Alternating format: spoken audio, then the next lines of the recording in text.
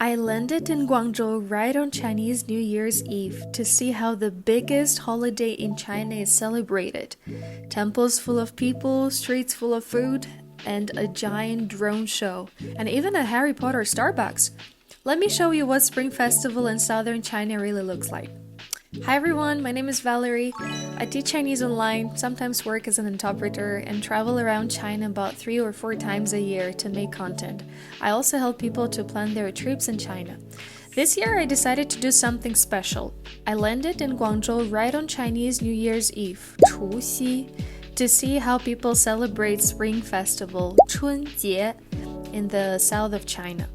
Because China is huge and the traditions in the north and the south can actually be quite different. For example, the food traditions are not the same. In northern China, people usually eat dumplings, 饺子, on New Year's Eve because their shape looks like ancient Chinese gold money. But in the south, especially here in Guangdong province, you'll see very different dishes. People often eat rice cakes, 年糕, which symbolize growth and progress in the new year, and also a lot of seafood, because south regions traditionally have more access to fresh fish and shrimp. Another difference is the way people decorate their homes.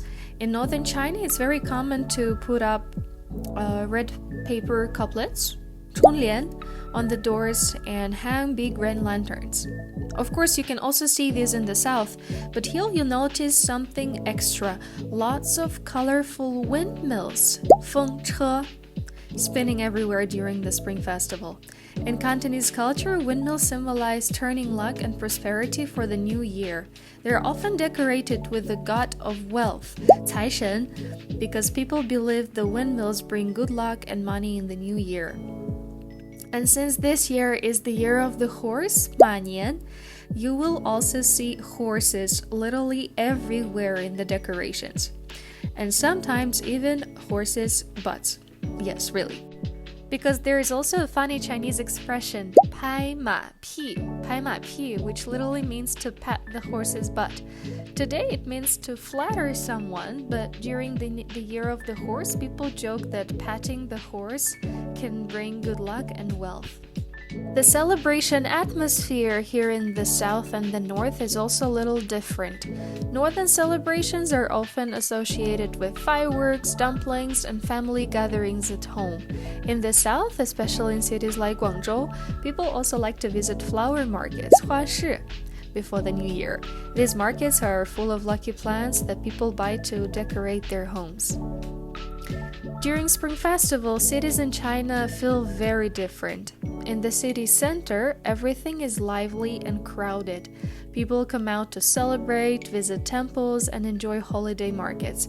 But once you go outside the center, it can feel almost empty, like a ghost town.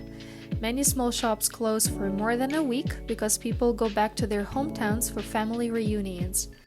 During Spring Festival, many Chinese people go to temples to pray to the god of wealth, Cáishén. According to tradition, the god of wealth comes to the human world during the New Year period.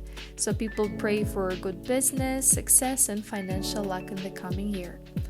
Temples become very busy, especially late at night and early in the morning. One of the most famous places to visit in Guangzhou is Beijing Road, Běijīng Lù. It's one of the busiest shopping streets in the city and the perfect place to try different kinds of food. And here you'll also find the beautiful big Buddha temple, 大佛 Gǔsì. And if you're a vegetarian like me, or if it's your first time in China and you want something safe for your stomach, I highly recommend their vegan buffet restaurant inside the temple. The food there is amazing. You can try lots of Chinese dishes and even some Western style food, all vegetarian.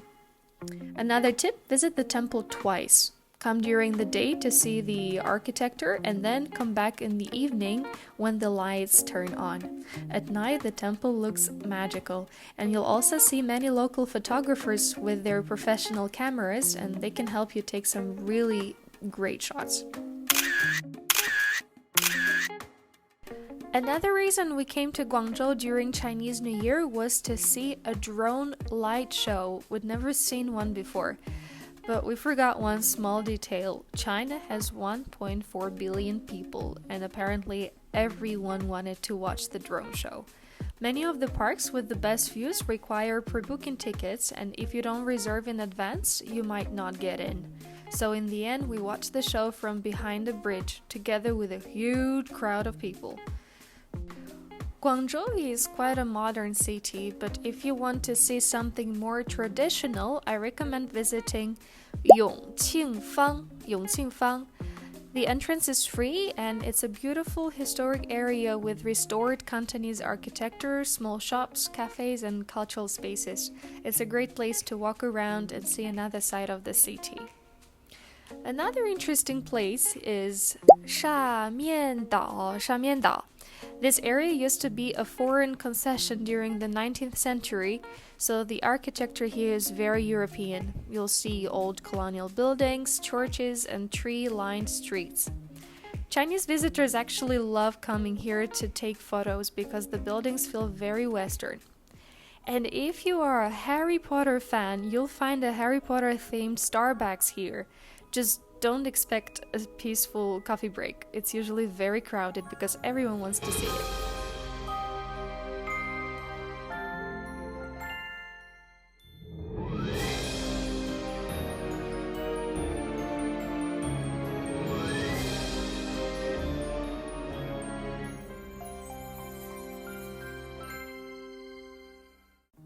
In the evening, one activity I really recommend is the Pearl River Night Cruise. Zhūjiāng Yèyóu. One of the closest departure ports from Beijing Road is Tianzi Matou, that's Tianzi Port. You can buy tickets directly at the port, if it's not the holiday season, or online through Trip.com or 携程 if you can read Chinese. 携程. The boat ride usually takes about 60 to 80 minutes. The tickets start from around 120 Chinese yuan, depending on the deck and services you choose. During the cruise, you can see the amazing skyline of Guangzhou, including the famous Guangzhou Tower, Guǎngzhōu Tǎ, glowing with colorful lights. It's definitely one of the best ways to see the city at night. In my opinion, Guangzhou is definitely worth visiting for 1 or 2 days, especially if you're coming to China for the Canton Fair, shopping, or business trips. It's also very convenient because it's close to Shenzhen and Hong Kong, so you can easily combine several big cities in one trip. So now I'm curious, have you ever been to the south part of China? Would you like to visit China during Spring Festival? Let me know in the comments. And if you enjoyed this video, don't forget to like, subscribe, and follow me on Instagram. I post more China travel tips, itineraries, and hidden places there. See you in the next China adventure.